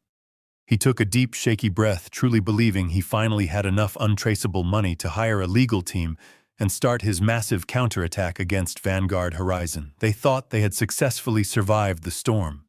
They thought they had found a brilliant loophole in my trap. But my trap did not have any loopholes. It only had steel teeth. Suddenly, the entire atmosphere in the living room completely changed. The loud, arrogant chatter began to rapidly die down. The wealthy buyers standing near the massive bay windows stopped talking and started pointing outside. I watched the live feed from the exterior driveway camera. The guests were looking at something large approaching the house. Melissa noticed the sudden silence. She stopped laughing immediately and turned her head toward the front of the property. The smug, victorious smile completely melted off her face in a matter of seconds. Todd walked out of the study, tightly clutching his leather satchel full of cash, sensing the immediate shift in the room's energy. He looked out the large glass window, and his jaw practically dropped to the floor. A massive, heavy-duty commercial moving truck had just turned onto my private driveway. But it was not alone. It was closely followed by a tight convoy of 3 sleek, entirely black sport utility vehicles. The vehicles did not park respectfully on the street. They drove aggressively up the long driveway, completely blocking in the luxury cars of the wealthy estate sale guests. The trap was no longer an invisible financial mechanism. It was physically driving right up to their front door. The heavy diesel engine of the commercial moving truck rumbled with a deep vibration that actually shook the expensive glass of the living room windows. 3 matte black sport utility vehicles followed the truck in a tight and aggressive formation. They did not park politely along the street. They drove straight up the manicured front lawn, their heavy tires crushing the expensive landscaping and deliberately blocking the long driveway. They formed an impenetrable wall of metal, completely trapping the luxury sedans and sports cars belonging to the wealthy estate sale guests. The trap had physically arrived right at their front door. The atmosphere inside the house shifted from a loud celebration to breathless terror in a matter of seconds. The wealthy doctors, local politicians, and neighborhood gossips stopped drinking their champagne. They crowded around the massive bay windows, pointing at the imposing vehicles. Melissa dropped her crystal glass. It hit the hardwood floor and shattered into dozens of jagged pieces, but she did not even look down. Her face turned the color of ash. The smug and victorious smile she had worn all morning melted away entirely, replaced by a look of sheer, unadulterated panic. Todd stood completely frozen in the doorway of the study. He was still clutching the heavy leather satchel, stuffed with thousands of dollars in illicit cash. His heart hammered violently against his ribs. He knew exactly what those black vehicles meant. He had seen the exact same corporate security contractors physically throw him out of his own software company just 2 days ago. He knew this was not a mistake. This was the invisible hand of Vanguard Horizon, reaching out to crush the very last sanctuary he had left in the world. 12 men stepped out of the black vehicles simultaneously. They were not local police officers. They did not wear standard blue uniforms or carry themselves with the patient demeanor of public servants. They wore identical tactical charcoal suits. They had discreet communication earpieces tucked behind their ears. They moved with terrifying and synchronized military precision. They completely surrounded the perimeter of the house, taking up positions at the front door, the side gates, and the backyard patio. They were a private corporate asset recovery team, and they looked like an army of executioners preparing for a siege. The lead agent stepped forward from the center vehicle. He was a tall and heavily built man with iron gray hair and a face carved from stone. He did not look angry. He looked entirely bored, which made him infinitely more intimidating. He carried a thick metallic clipboard in his left hand. He walked up the stone steps to the front porch with slow and deliberate strides. His heavy boots echoed loudly against the wood, sounding like the ticking of a massive clock counting down to absolute ruin. Melissa desperately tried to regain control of the situation.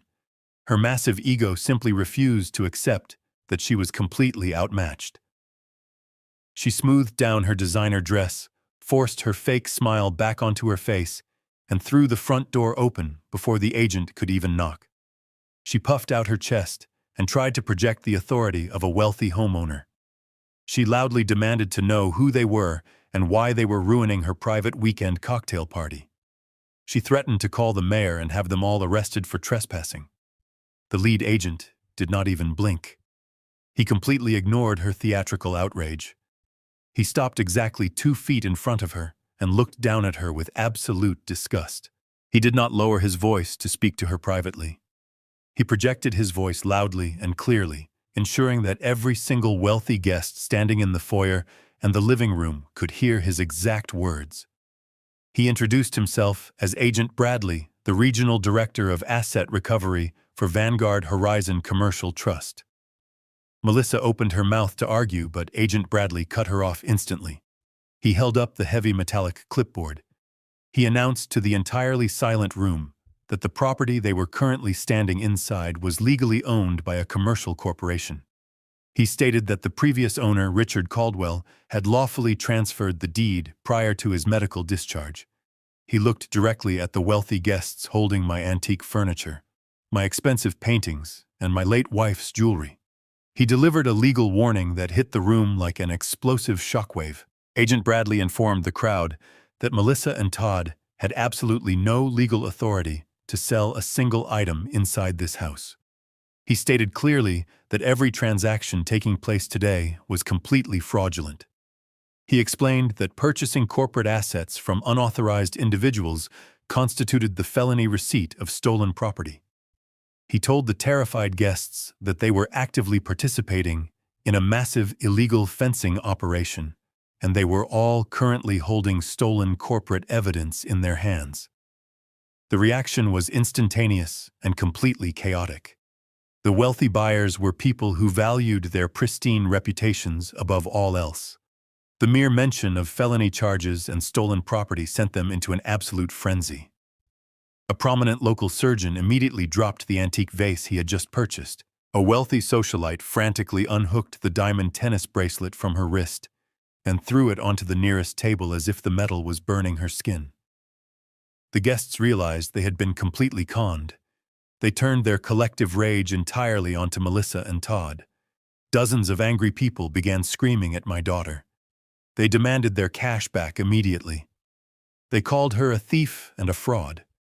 Melissa backed away from the door, her hands raised defensively, completely overwhelmed by the vicious hostility of her own country club friends. She tried to stammer out an excuse claiming it was a massive misunderstanding, but no one was listening to her lies anymore. The illusion of her grand lifestyle was completely stripped away, exposing the pathetic and desperate criminal hiding underneath the designer clothes.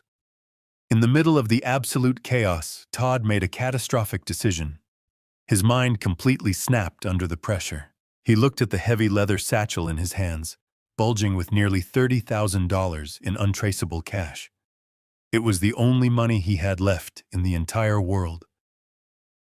He turned his back on the living room and sprinted toward the kitchen, intending to escape through the back door and run into the dense woods behind the property. He did not care about his wife. He only cared about saving himself. He burst through the swinging kitchen doors and collided violently with a wall of solid muscle. 2 of the corporate security agents had already secured the back entrance. They grabbed Todd by the shoulders and slammed him forcefully against the stainless steel refrigerator.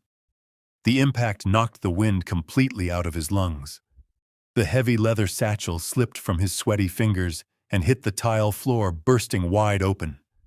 Thick stacks of $100 bills spilled out, scattering completely across the kitchen floor. One of the agents pinned Todd against the appliance, while the other calmly knelt down and began collecting the scattered money. The agent informed Todd that the cash was being formally seized as direct evidence of illicit corporate theft. Todd struggled weakly against the agent's iron grip, tears of pure frustration and terror streaming down his face. He sobbed uncontrollably, begging them to leave him just a few $100s so he could buy food. The agents ignored his pathetic pleading completely. Back in the front hallway, Agent Bradley stepped past a completely paralyzed Melissa. He walked directly into the center of the living room and issued a final command to the panicked crowd. He ordered everyone who did not reside in the house to exit the premises immediately. He warned them that anyone remaining inside the property in exactly 2 minutes would be detained and handed over to the local police for criminal processing. The guests did not hesitate for a single second. They practically trampled each other, rushing out the front door, abandoning their stolen purchases and leaving their cash behind. They sprinted across the lawn to their blocked luxury cars, completely desperate to distance themselves from the radioactive disaster of my daughter's life. Melissa was left standing alone in the center of the room, surrounded by abandoned antiques and stern security contractors. The estate sale was over, and the final reckoning had officially arrived. The fleeing guests created a chaotic wave of panic across my front lawn. Luxury cars reversed recklessly over the manicured grass, desperate to escape the corporate blockade. But the mass exodus suddenly ground to a complete halt. A heavy silence fell over the property as a large custom medical transport van pulled slowly up the center of the driveway, parting the sea of black security vehicles. The van parked directly in front of the grand entrance. The rear doors swung open with a heavy metallic clack. A mechanized hydraulic ramp slowly lowered to the pavement. I did not look like the broken, pathetic old man they had left to die on the freezing concrete floor. I did not look like the terrified victim trembling in a hospital bed. I was dressed in a flawlessly tailored charcoal suit that concealed my heavy medical bandages. I sat perfectly upright in a state-of-the-art motorized wheelchair. I navigated the chair down the ramp with practiced precision. Jonathan Pierce walked closely by my side, holding a thick leather binder. 2 massive private security contractors flanked me, their hands resting cautiously near their utility belts.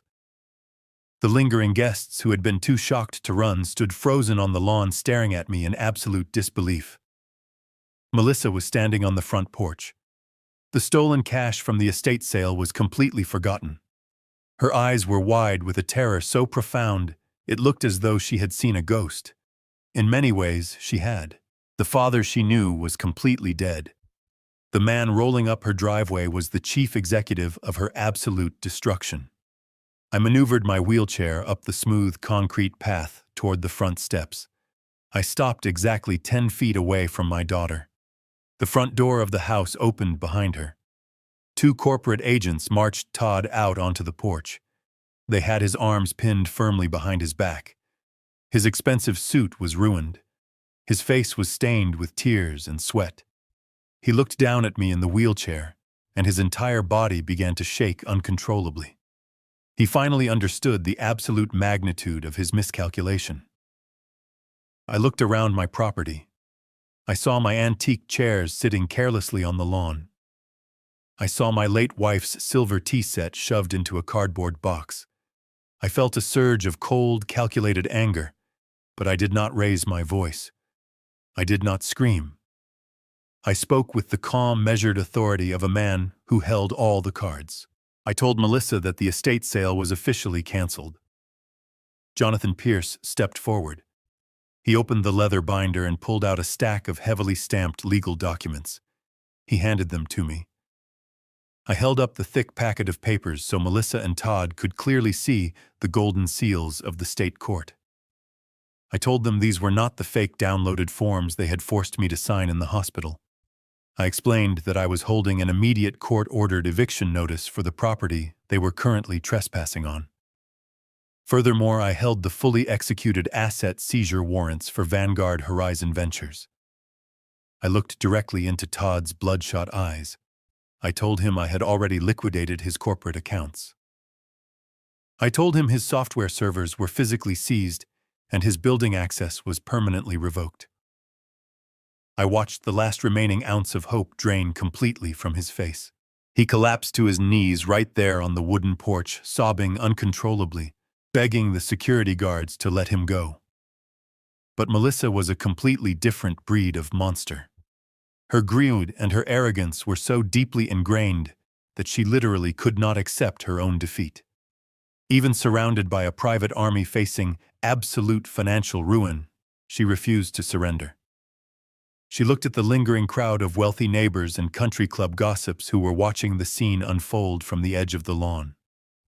She saw an audience and she immediately went to work. She forced a look of absolute hysterical heartbreak onto her face. She burst into violent theatrical tears.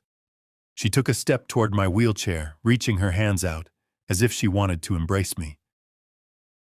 The security contractors instantly stepped in front of me, forming a solid wall of muscle completely blocking her path. Melissa stopped and dramatically buried her face in her hands. She wailed loudly, projecting her voice so the entire neighborhood could hear. She cried out that I was having a severe mental breakdown. She shouted to the crowd that I was a deeply sick, senile old man who had escaped from a psychiatric ward. She claimed that the medications had completely destroyed my mind and that I had hired these fake security guards in a fit of paranoid dementia. She pointed a trembling finger at Jonathan Pierce. She accused him of being a corrupt, predatory lawyer who was taking advantage of a mentally incompetent senior citizen. She screamed that she was my legal guardian, and she demanded that someone call the real police to have me safely returned to the hospital before I hurt myself. She played the victim with such absolute terrifying conviction that a few of the lingering neighbors actually began to murmur in sympathy. They looked at me in the wheelchair and wondered if the beautiful crying daughter was telling the truth. She looked at me through her fake tears. She dropped her voice to a harsh, venomous whisper that only I could hear. She told me I was completely pathetic. She said no judge in the world would believe a crazy old man over a devoted daughter. She promised me that the moment the real authorities arrived, she would have me locked in a padded cell for the rest of my miserable life. She still thought she could outsmart me with a few fake tears and a loud voice. I did not interrupt her performance. I let her spin her web of lies. I let her dig her grave as deep as she possibly could. I looked at her with a mixture of profound pity and absolute disgust. I told her that she was an incredible actress. I commended her ability to look a crowd of people in the eye and lie without a single shred of hesitation. But I explained that her performance had one fatal flaw. I told her that in the modern world, words were cheap, but high-definition digital data was absolutely priceless. I reached into the side pocket of my wheelchair and pulled out a sleek silver tablet. I tapped the screen and connected the device directly to the central smart home hub that controlled the massive wireless speakers installed throughout the entire property. I had personally purchased and installed that sound system years ago to listen to jazz music on the patio. Now it was going to serve a much darker purpose. Melissa stopped crying. She looked at the tablet in my hand, and a new, very real kind of terror finally began to creep into her eyes. The stage was perfectly set for the final lethal blow. The murmurs of the panicked crowd hovered in the warm afternoon air. Melissa was still holding her face in her hands, squeezing out forced tears, desperately waiting for the wealthy neighbors to rush forward and comfort her. She was a master manipulator, banking entirely on the standard societal assumption that people will always believe a crying, distraught woman over a disabled old man. She thought she could completely control the narrative, but she fundamentally misunderstood the modern battlefield. We were no longer fighting in the subjective realm of emotion and public opinion. We had firmly entered the absolute unforgiving realm of cold digital evidence. I sat perfectly still in my motorized wheelchair. I looked down at the sleek silver tablet resting securely on my lap. I did not raise my voice to argue with her ridiculous accusations. I did not desperately try to convince the wealthy onlookers that I was completely sane. Defending yourself against a frantic liar only gives their lies unearned validity. Instead, I simply tapped the network settings icon on my digital screen. I looked at the crowd and spoke with a calm, measured authority that easily cut through Melissa's theatrical sobbing. I explained to the silent onlookers that when my wife passed away 5 years ago, I found myself living entirely alone in a very large, empty estate. For my own peace of mind, I had a premium private security firm wire the entire property with state-of-the-art surveillance equipment. I installed high-definition cameras and highly sensitive omnidirectional microphones in the hallways, the living room, and the basement. I integrated the entire recording system directly into the central smart home network. Todd and Melissa knew about the basic alarm keypad by the front door, but they thought I was just a clueless senior citizen who could barely operate a television remote. They had absolutely no idea that every single corner of this house was constantly recording audio and video data directly to an encrypted cloud server. I swiped my finger across the tablet screen. A loud, crisp electronic chime suddenly echoed from the massive outdoor speakers mounted under the wooden eaves of the front porch. The exact same chime echoed from the living room and the study inside the house. The entire property was successfully synced to my personal device. The house itself was about to testify against them. When Melissa heard that Bluetooth connection chime, her fake sobbing stopped instantly. She dropped her hands from her face. Her perfectly manicured fingers began trembling violently. She stared at the outdoor speakers, then slowly turned her head to look directly at me. The sociopathic mask of the victims was completely shattered, revealing the absolute naked terror hiding underneath. She suddenly realized what device I was holding. She realized that the basement stairwell was not a silent, unrecorded tomb. I looked directly at the crowd of wealthy neighbors. I told them that my daughter just stood on this porch and claimed I was a senile man suffering from severe delusions. I told them she just swore she was a devoted, loving caregiver, simply trying to protect her sick father. I asked the crowd to listen very closely to the absolute truth. I told them they were about to hear exactly what happened on Thursday afternoon, just minutes before Melissa and Todd left for a luxury anniversary vacation in Napa Valley. I pressed the play button on the glass screen. For a brief second, there was only the faint static of ambient room noise. Then the crisp, undeniable audio of the basement camera began to broadcast across the entire estate. The volume was perfectly adjusted, carrying the voices clearly across the manicured lawn. The crowd heard Melissa's voice first. It was not the weeping, fragile voice she had just used to beg for their sympathy. It was cruel, harsh, and dripping with absolute venom. The massive speakers blasted her demands. They heard her insulting my age. They heard her aggressively telling me that my slight limp was a liability and demanding that I sign the deed of my house over to her. They heard me refuse her demands. They heard me tell them to pack their bags and vacate my property immediately. The wealthy onlookers stood completely frozen in shock. The local socialite who had defended Melissa just moments ago covered her mouth with both hands. The prominent surgeon who had purchased my writing desk stared at the speakers in absolute horror. The grand illusion of the loving daughter was instantly and entirely incinerated. But the audio recording was not finished. It was about to get much worse. The speakers broadcast the heavy sound of my footsteps moving toward the hallway phone. Then came the sudden, violent sound of physical exertion. The crowd clearly heard Melissa grunt as she shoved me with all her strength. They heard my sharp gasp of absolute surprise. What followed was a sound that made several people in the quiet crowd physically flinch. The heavy booming audio captured the terrifying thud of my body hitting the top wooden step. It captured the chaotic, violent tumbling as I fell backward down the steep stairwell. The microphones picked up the sickening crack of my ribs hitting the wooden railing. And finally, the audio delivered the devastating, bone-crushing impact of my body hitting the solid concrete floor at the bottom of the basement. A woman in the crowd let out a horrified, piercing gasp. Total silence followed the terrible crash on the recording. Only my ragged, agonizing wheezing could be heard echoing from the porch speakers. It was the undeniable sound of an injured man fighting for his life in the absolute dark. On the porch, Todd was sobbing uncontrollably, thrashing weakly against the iron grip of the corporate security agents. He was begging me to turn the audio off. He was screaming that he was incredibly sorry. But I did not touch the tablet. I forced him to stand there and listen to his own damnation. The digital recording continued. The crowd heard cautious footsteps approaching the top of the stairs. They heard the floorboards creak as Todd and Melissa looked down at my broken body. The silence on the tape stretched for 5 agonizing seconds as they decided my fate. Then Todd's voice echoed across the lawn, crisp, clear, and completely devoid of basic human empathy.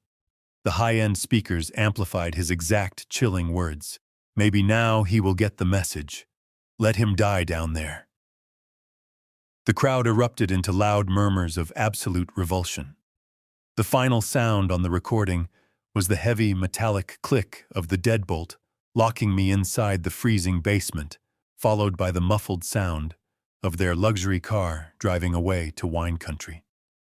I pressed a button on the screen, and the audio completely stopped.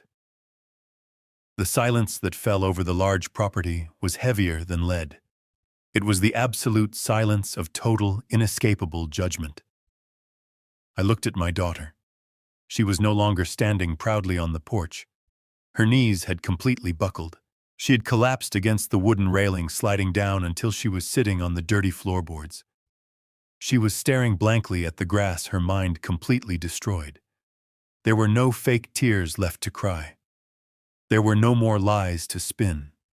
Her entire social standing, her pristine reputation, and her complete financial future had just been publicly executed in front of the most influential people in her city. The wealthy neighbors looked at her as if she were a diseased animal. The people who had been drinking her cheap champagne just 20 minutes ago were now stepping backward, actively trying to put as much physical distance between themselves and her as possible. She was completely exposed as a violent sociopathic parasite who had literally left her own father to bleed to death on a concrete floor just so she could steal his house. I placed the silver tablet securely back into the side pocket of my wheelchair. I did not need to say another word to the horrified crowd. The digital evidence had spoken for itself. The silent adjustment was officially complete. I had not laid a single finger on them. I had not thrown a punch or raised my voice in anger. I had simply held up a mirror and forced the entire world to look at the absolute darkness inside their souls. The lethal blow was struck flawlessly, and the monsters were finally permanently slain. The absolute silence that followed the recording was suddenly broken by the sound of a crystal vase shattering on the driveway. One of the wealthy neighbors had simply dropped the stolen antique from her hands. She did not bother to pick up the pieces. She did not ask for a refund. She turned her back on Melissa and began walking rapidly toward her vehicle. That single action broke the spell completely. The remaining guests erupted into a frantic, uncoordinated stampede of self-preservation. These were people who thrived on social status, local political connections, and pristine public images. The sudden realization that they were standing in the middle of an active crime scene holding stolen property while listening to a recorded attempted murder sent them into absolute panic. They dropped everything immediately. Expensive oil paintings were left leaning against the manicured hedges. Vintage silver platters were tossed carelessly onto the front lawn. The wealthy socialites and prominent businessmen practically tripped over each other to get as far away from my daughter as possible. They did not say a single word of comfort to Melissa. They treated her like she was highly contagious. The private corporate security agents stepped aside, creating a clear path for the fleeing guests, but they kept a sharp eye on the abandoned merchandise. The agents did not stop anyone from leaving the property, but they ensured that not a single piece of my legacy left the estate. I sat in my wheelchair and watched the grand illusion of my daughter's social life evaporate into thin air. For 3 years, she had built her entire identity around impressing these superficial people. She had bought their friendship with my money. She had hosted their lavish parties using my credit cards. She had desperately craved their validation. And now, the very second the dark truth was exposed, They abandoned her without a single backward glance. The luxury sedans and sports cars that were previously blocked by the black security vehicles were now frantically maneuvering across my crushed landscaping. Expensive tires tore deep trenches into the green grass as the guests desperately squeezed past the corporate blockade. Within 3 minutes, the once crowded front lawn was completely empty save for the abandoned antiques scattered across the grass and the security team maintaining the iron perimeter. Melissa remained sitting on the dirty floorboards of the front porch. She was completely paralyzed. The reality of her total social annihilation had short-circuited her brain. She stared blankly at the torn-up grass, her mouth slightly open, completely unable to process the magnitude of her destruction. Todd was still pinned against the exterior wall of the house by 2 security agents, his head hanging down in absolute defeat. The silence returned to the estate, but it was a different kind of silence now. It was the heavy, expectant quiet that precedes a massive storm. Then a new sound pierced the warm afternoon air. It started as a faint, high-pitched wail, echoing from the main road at the bottom of the long hill. Within seconds, the sound grew louder and more distinct. It was the unmistakable, aggressive blare of multiple police sirens approaching at high speed. Melissa snapped her head up. The blank stare vanished entirely, replaced instantly by a look of sheer, unadulterated terror. She looked at me, her eyes wide and pleading for the first time in her life. She realized that the corporate security team was not the final punishment. She finally understood that losing the house, the money, and the social standing was only the preliminary phase of her nightmare. The sirens were growing exponentially louder, bouncing off the surrounding trees and echoing across the large property with terrifying clarity. Todd began to thrash violently against the grip of the security agents. He screamed that he could not go to state prison. He sobbed uncontrollably, begging me to call the authorities off. He pleaded that it was just a terrible mistake, that he never actually meant to hurt me, that he was just angry and stressed about his business. His pathetic whining was completely drowned out by the deafening sound of the approaching sirens. I did not feel a single ounce of pity for him.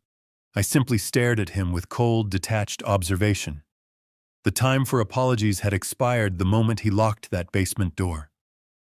Jonathan Pierce stepped forward from his position beside my wheelchair.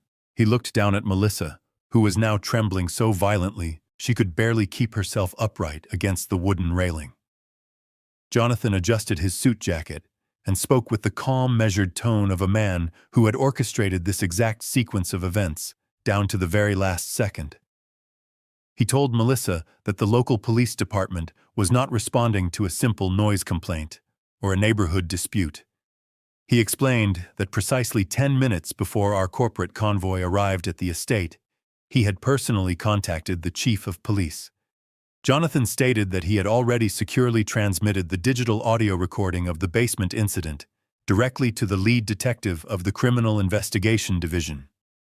He informed her that he had also provided them with the fraudulent hospital documents she had forced me to sign, proving her malicious intent to steal my assets while I was incapacitated. He looked directly into her terrified eyes and delivered the final piece of information. He told her that the officers currently speeding up the hill were not coming to ask questions or mediate a family disagreement.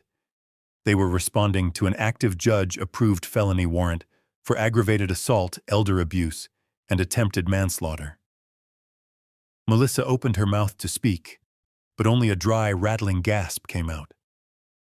She looked at the flashing red and blue lights that were now reflecting violently off the tall trees at the edge of the driveway.